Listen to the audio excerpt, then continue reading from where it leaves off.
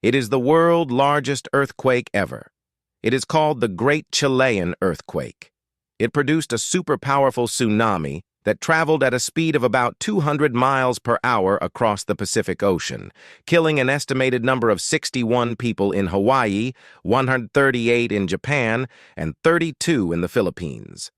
The costs of the damage were estimated to have been about $3 to $6 billion US dollars in today's currency, if adjusted for inflation.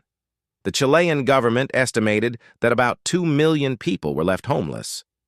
Other earthquakes in history may have been larger. However, this is the largest earthquake that has occurred since accurate estimates of magnitude became possible in the early 1900s. Please like, subscribe, and hit notification button for more.